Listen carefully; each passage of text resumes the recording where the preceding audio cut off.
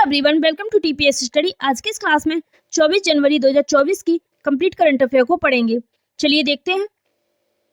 प्रश्न आपकी स्क्रीन पर है। प्रश्न है, भारत रत्न 2024 से किसे सम्मानित किया जाएगा? आपका उत्तर हो जाएगा इसमें ऑप्शन ए, कर्पूरी ठाकुर। भारत रत्न 2024 से कर्पूरी ठाकुर को सम्मानित किया जाएगा। थोड़ा डिटेल में देख लेते हैं। बिहार के पूर्व मुख्यमंत्री कर्पूरी ठाकुर को भारत रत्न मरणोपरांत भारत रत्न से सम्मानित किया जाएगा। कर्पूरी ठाकुर 2 बार बिहार के सीएम, ये 2 बार बिहार के सीएम और 1 बार डिप्टी सीएम रह चुके हैं। वे बिहार के पहले गैर कांग्रेसी मुख्यमंत्री थे। 1967 में कर्पूरी ठाकुर ने डिप्टी सीएम बनने पर बिहार में अंग्रेजी की अनिवार्यता को खत्म कर दिया था। अगला प्रश्न है, सुभाष चंद्र बोस आपदा प्रबंधन पुरस्कार 2024 किसे प्रदान किया गया है? आपका उत्तर हो जाएगा इसमें option A, 60 parachute field hospital Uttar Pradesh को सुभाष चंद्र बोस आपदा प्रबंधन पुरस्कार 2024 प्रदान किया जाएगा। तो डिटेल में पढ़ लेते हैं। सुभाष चंद्र बोस आपदा प्रबंधन पुरस्कार 2024 की संस्थागत श्रेणी के लिए 60 parachute field hospital Uttar Pradesh को चुना गया है। सुभाष चंद्र बोस आपदा प्रबंधन पुरस्कार की शुरुआत 2019 में हुई थी। कब हुई थी? 2019 में। अगला प्रश्न है, गृह मंत्री अमित शाह ने डिजिटल फॉरेंसिक उत्कृष्टता केंद्र का उद्घाटन कहाँ किया है? आपका उत्तर हो जाएगा ऑप्शन डी, गांधीनगर। गुजरात के गांधीनगर में हाल ही में गृह मंत्री अमित शाह ने डिजिटल फॉरेंसिक उत्कृष्टता केंद्र का उद्घाटन किया है। थोड़ा डिटेल में पढ़ लेते हैं। केंद्रीय गृह मंत्री एवं सहकारिता मंत्री अमित शाह ने गांधीनगर में राष्ट्रीय फॉरेंसिक विज्ञान विश्वविद्यालय में डिजिटल फॉरेंसिक उत्कृष्टता केंद्र का उद्घाटन किया है। गृह मंत्री ने कहा, आने वाले 5 वर्षों में भारत में विश्व का सबसे आधुनिक क्रिमिनल जस्टिस सिस्टम होगा। इन्होंने कहा था कि 5 वर्षों में, आने वाले 5 वर्षों में भारत में विश्व का सबसे आधुनिक क्रिमिनल जस्टिस सिस्टम होगा।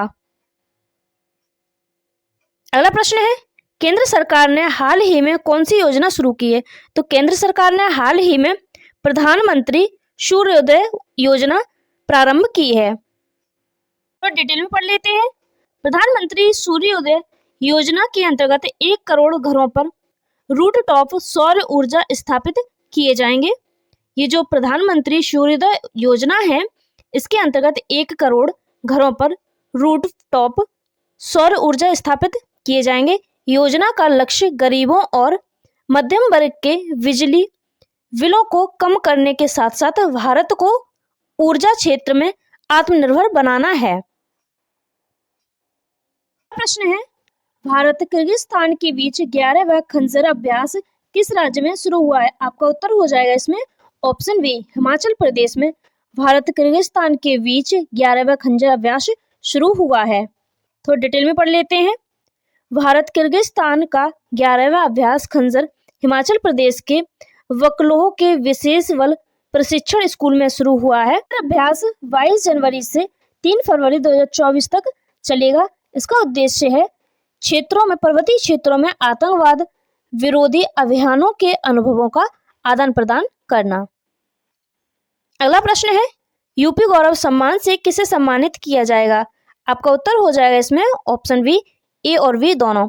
यूपी गौरव सम्मान से डॉक्टर रितु करिधर एवं नवीन तिवारी को सम्मानित किया जाएगा। तो डिटेल में पढ़ लेते हैं। लखनऊ के डॉक्टर रितु करिधर श्रीवास्तव और कानपुर के नवीन तिवारी को उत्तर प्रदेश गौरव सम्मान दिया जाएगा। इस पुरस्कार में प्रदेश की प्रतिभाओं को सम्मानित किया जाता है। अगला प्रश्न है, पर्यटन मंत्रालय के द्वारा भारत पर्व का आयोजन कहाँ किया जा रहा है? तो पर्यटन मंत्रालय के द्वारा भारत पर्व का आयोजन नई दिल्ली में किया जा रहा है।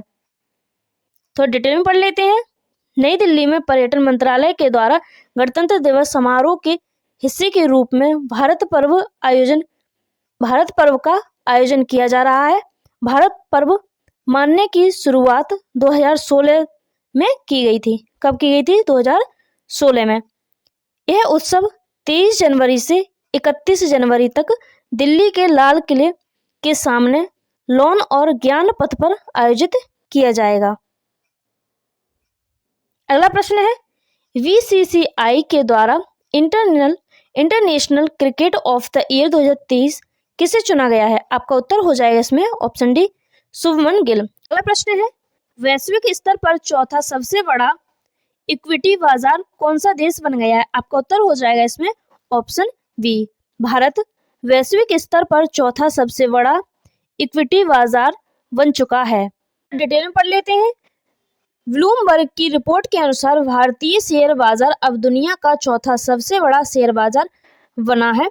2023 में भारतीय शेयरों में विदेशी फंडों द्वारा 21 मिलियन डॉलर से अधिक का निवेश किया गया। अगला प्रश्न है, भारत ने किस देश से घुसपैठ को रोकने के लिए फ्री मूवमेंट बंद किया है? आपका उत्तर हो जाएगा इसमें ऑप्शन सी, म्यांमार। भारत ने म्यांमार देश से घुसपैठ को रोकने के लिए फ्री मूवमेंट बंद किया है। थोड़ी डिटेल में पढ़ लेते हैं। केंद्रीय गृह मंत्री अमित शाह ने असम में म्यांमार से भागकर आ रहे आतंकवादियों और घुसपैठ को रोकने के लिए फ्री मूवमेंट को बंद करने का ऐलान किया है। इसके लिए भारत म्यांमार बॉर्डर पर खुली सीमा की फेंसिंग की जाएगी। अगला प्रश्न है, पोली उमरी गर्ग पुरस्कार 2023 किसे दिया गया है? आपका उत्तर हो जाएगा इसमें ऑप्शन बी, शुभमन गिल को। शुभमन गिल को पोली उमरी गर्ग पुरस्कार 2023 दिया गया है। 23 जनवरी 2024 को हैदराबाद में बीसीसीआई अवार्ड 2024 प्रदान किए गए हैं। अगला प्रश्न है, हाल ही में किस अफ्रीकी देश को मलेरिया फ्री घोषित किया है? आपका उत्तर हो जाएगा इसमें केप वर्ड। हाल ही में अफ्रीका के केप वर्ड को मलेरिया फ्री घोषित किया है। थोड़ा डिटेल में पढ़ लेते हैं।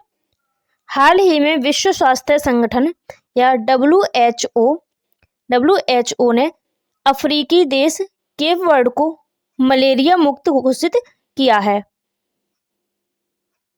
अगला प्रश्न है, चर्चा में रही मदिका भाषा भारत के किस क्षेत्र में बोली जाती है? आपका उत्तर हो जाएगा इसमें ऑप्शन बी, दक्षिण भारत में। मदिका जो भाषा है वह दक्षिण भारत में बोले जाने वाली एक भाषा है। थोड़ा डिटेल में पढ़ लेते हैं। दक्षिण भारत में चमलियों समुदाय द्वारा बोली जाने वाली भाषा मलिका तेजी से विलुप्त हो रही है। अगला प्रश्न है, भारत और किस देश के मध्य अभ्यास साइक्लोन 2024 आयोजित किया जा रहा है? आपका उत्तर हो जाएगा इसमें ऑप्शन ए, मिस्र। भारत और मिस्र के मध्य अभ्यास साइक्लोन 2024 आयोजित किया जा रहा है। तो डिटेल में पढ़ लेते हैं। भारत और मिस्र संयुक्त विशेष बल युद्धाभ्यास साइक्लोन का दूसरे संस्करण का आयोजन 22 जनवरी से 1 फरवरी 2024 तक अंशाक मिस्र में किया जा रहा है। वीडियो अच्छी लगी हो तो लाइक करें, चैनल को सब्सक्राइब करें। Thank you for watching.